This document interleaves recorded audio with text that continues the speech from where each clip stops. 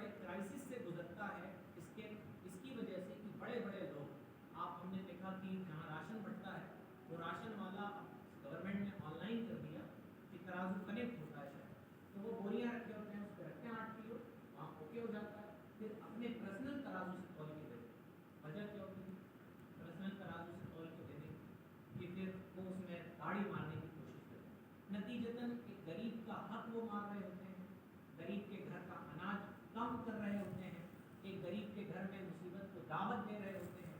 یہ تمام بنیادی چیزیں اور بنیادی پریشانیاں معاشرے میں پنپتی ہیں، اس وجہ سے کہ تجارت کرنے والے لوگ تولنے میں کمی کرتے ہیں۔ تو اللہ تعالیٰ نے جب تجارت کا حکم دیا تو بنیادی چیز ہمیں سکھائی کہ تول میں گھٹاؤ مت اور انصاف کے ساتھ تول کو قائم کرو، اپنے رب سے ڈرتے رہو۔ اور فرمایا والارض وضعها للانام، اور اس نے مخلوق کے لیے زمین رکھی، مخلوق کے لیے اپنی پیدا کی ہوئی چیزوں کے لیے اللہ تعالیٰ نے زمین رکھی ہے، یعنی زمین کی اتنی وشال بناوٹ دیکھ کے تم ڈر مت جانا، یہ مت سوچنا کہ اتنی بڑی زمین ہے تو یہ تمہیں کھا لے گی، اپنے اندر پھنسا لے گی، کبھی زلزلے آ جائیں تو ان زمین کی عبادت مت کرنا، بلکہ اللہ نے زمین کو تمہارے لیے پیدا کیا، یہ تمہارے خدمت کی چیز ہے، تمہیں چاہیے کہ تم ان سے فائدہ اٹھاؤ۔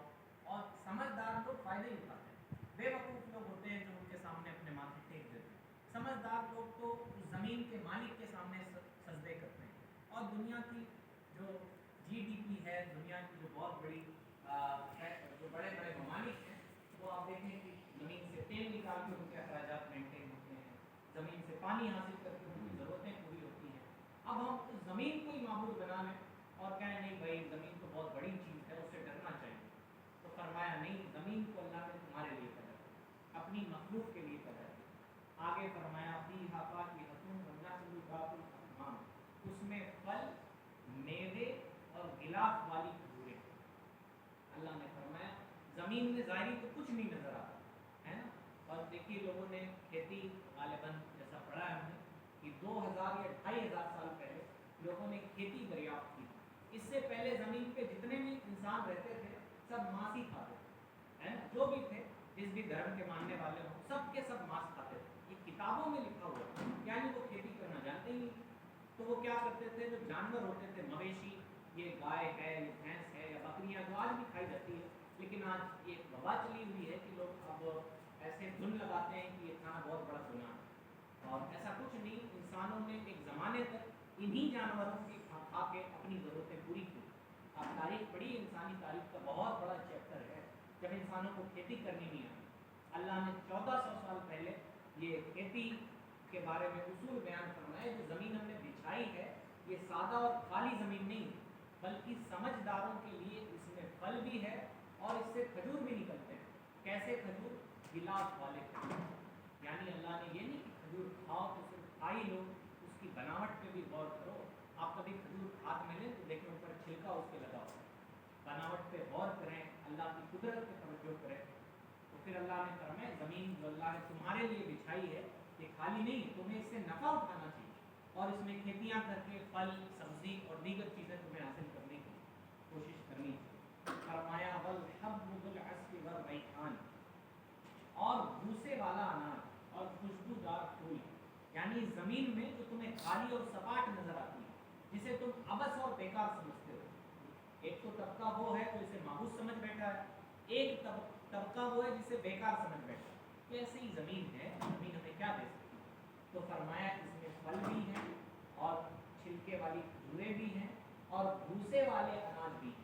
اللہ نے بہت سارے اناج بھوسے کی پرت کے اندر رکھے، جیسے چاول آپ نے دیکھا ہوگا، اور یہ بھوسے سڑنے سے اس اناج کی حفاظت فرمانا ہے نا۔ اللہ کی تخلیق پہ آپ اشش کریں، اللہ کی قدرت پہ غور کریں تو اگر یہ چاول ایسے ہی پیدا ہوتے تو اس میں مٹی لگی ہوتی، کیڑے لگے ہوتے، اللہ تعالیٰ نے اسے بھوسے کے اندر رکھا ہے تاکہ وہ سڑنے سے بچ جائے۔ کتنی نازک سی جھلی ہوتی ہے جو چاول کو اور دوسرے اناج جو بھوسے کے اندر پیدا ہوتے ہیں اسے سڑنے سے بچا لیتے ہیں۔ اور فرمایا خوشبودار پھول، اسی زمین سے خوشبودار پھول بھی پیدا ہوتے ہیں۔ میں دیکھیے کچھ مانگنا اسی زمین سے خوشبودار پھول بھی پیدا ہوتے ہیں۔ فَبِأَيِّ آلَاءِ رَبِّكُمَا تُكَذِّبَانِ، تو اے لوگوں चलो तुम अपने रब के नाफरमान हो भी गए, खाने का इंतज़ाम अल्लाह करने वाला, खलक़ल इंसान पैदा तुम्हें अल्लाह ने किया है, अल्लमहुल बयान इल्म तुम्हें अल्लाह ने दिया है, ज़मीन तुम्हारे लिए अल्लाह ने पैदा की है, खाने के इंतज़ाम फल फूल अनाज अल्लाह ने दिए हैं, तो फिर तुम अपने रब की किन किन नेमतों को झुटलाओगे? तुम्हें अगर अपने बनावट पे बहुत फख्र है तो ये समझो कि तुम खुद से पैदा नहीं किए गए हो, बल्कि अल्लाह ने फरमाया खलक़ल इंसान, अल्लाह ने इंसान को पैदा किया। तुम्हें अपने इल्म पे गुरूर है तो गुरूर मत करो, ये इल्म भी अल्लाह ताला का दिया हुआ है। फिर दुनिया में जो तुम कमा लेते हो तो तेल निकाल के, पानी निकाल के, अनाज निकाल के, ये सब अल्लाह ही की कुदरत है। वरना आप देखें कहीं की ज़मीन से में आप बोएं तो नहीं निकलता, कहीं की ज़मीन में बोएं तो निकल जाता है। कहीं पानी चलाएं तो भी अनाज नहीं निकलेगा, कभी पानी ना चलाएं तो भी अनाज निकल जाता है। ये सब अल्लाह की कुदरत है। तो तुम अपने रब की किन किन नेमतों को झुटलाओ? आगे अल्लाह फरमाता है खलक़ल इंसान मिन सलसालिन कल फख्खार, तो उसने इंसान को हेकड़ी जैसी बजने वाली सूखी मिट्टी से पैदा किया। अल्लाह ताला ने इंसान को, यहाँ इंसान से मुराद हज़रत आदम अलैहिस्सलाम कि इंसानों की जो इब्तिदा है हज़रत आदम अलैहिस्सलाम, उनका वजूद, उनका पुतला जो है वो मिट्टी से अल्लाह ताला ने पैदा किया। और वो इमाम अहले सुन्नत ने कहा है हम खाक हैं और खाक ही मावा है हमारा, यानी हमें अपने आप पर गुरूर नहीं करना चाहिए, यानी ये खाक ही हमारा मावा है, इसी से हम पैदा किए गए है ना। तो हमें कभी अपनी ज़ात का गुरूर, अल्लाह ने फरमा दिया तुम्हें इतना गुरूर हो गया है कि तुम खूबसूरत पैदा किए गए हो और तुम्हारे पास इल्म है, तुम ज़मीन से चीज़ें हासिल कर लेते हो, तो गुरूर मत करो। अल्लाह ने तुम्हें बजती हुई हेकड़ी वाली मिट्टी से पैदा किया, इससे ज़्यादा तुम्हारी हैसियत कुछ नहीं। और बड़े बड़े हसीन और ताकतवर लोग इसी मिट्टी में मिला दिए जाते हैं। हाँ, समझदारी इसमें है कि हम अपने रब से अपना रिश्ता मजबूत रखें। फरमाया वखलक़ल जान्न मिन मारिजिम मिन नार, और उसने जिन को बगैर धुएं वाली आग के खालिस शोले से पैदा किया। अल्लाह ने इंसानों को मिट्टी से, चूँकि ये कभी अय्यी आला रब्बिकुमा तुकज़्ज़िबान, इस आयत के जो मुखातिब हैं वो जिन्नात भी हैं और इंसान भी हैं। तो अल्लाह ने पहले इंसानों को हिदायत फरमाई कि तुम्हें हमने मिट्टी से पैदा किया, फिर जिन्नातों को हिदायत फरमाई कि तुम्हें हमने आग के बेधुएं वाली आग के शोले से पैदा किया, तुम्हें भी गुरूर घमंड नहीं करना चाहिए। फिर आगे अल्लाह ने फरमाया फबिअय्यि आलाइ रब्बिकुमा तुकज़्ज़िबान, तुम अपने रब की किन किन नेमतों को झुटलाओ? फिर फरमाया रब्बुल मशरिक़ैनि व रब्बुल मग़रिबैन, दोनों मशरिकों का रब और दोनों मगरिबों का रब। मशरिक मगरिब मतलब पूरब पश्चिम। अब आप कहेंगे पूरब पश्चिम तो एक ही होता है, आप जाके एस्ट्रोनॉमी पढ़ें, आप जाके जो प्लैनेट्स होते हैं उनका इल्म पढ़ें, तो आपको मालूम होगा कि जाड़े में निकलने वाला सूरज, उसके निकलने का मकाम दूसरा होता है। मशरिक वो उधर ही से निकलता है जिधर से निकलता है, पूरब से ही निकलता है, लेकिन उसका मतलब यानी निकलने की जगह दूसरी होती है। और गर्मी का सूरज और जो दूसरे मौसम का सूरज होता है उसके निकलने की जगह दूसरी होती है। और प्लैनेट्स के जानने वाले बताते हैं ये जो निकलने की दो ही जगह पाई जाती है, और अल्लाह ने फरमाया उन दोनों जगहों का मालिक अल्लाह ताला है ना। दोनों पूरब का भी मालिक अल्लाह ताला है और दोनों पश्चिम का भी मालिक अल्लाह ताला है। और तुम्हें इस पर भी गौर करना चाहिए कि सूरज चाँद के निकलने से ही मौसम तब्दील होते हैं, सूरज चाँद की गर्दिश की वजह से ही मौसम तब्दील होते हैं, और इन मौसम की तब्दीली का भी मालिक अल्लाह ताला है। तो फरमाया दोनों मशरिक का भी मालिक अल्लाह है, दोनों मगरिब का भी मालिक अल्लाह है। तो तुम अपने रब की किन किन नेमतों को झुटलाओगे, है ना। और आज देखें अब लोग सूरज की जो रेज होती हैं उससे भी फ़ायदे उठाने लगे। लोगों की महलों में आज वो सोलर पैनल भी लगने लगे, और सोलर पैनल के ज़रिए भी इंसान एनर्जी और ताकत और क़ुव्वत हासिल करने लगा। तो पहले ही अल्लाह ने फरमा दिया ये सूरज जो निकलता है ना, और सूरज का भी मालिक अल्लाह है और सूरज के निकलने की जगह का भी मालिक अल्लाह है। अगर उसका हुक्म ना हो तो सूरज कभी ना निकले। तो हमें अल्लाह का शुक्र हर हाल में, इस टेक्नोलॉजी के दौर में भी हमें अल्लाह का शुक्र बजा लाना चाहिए।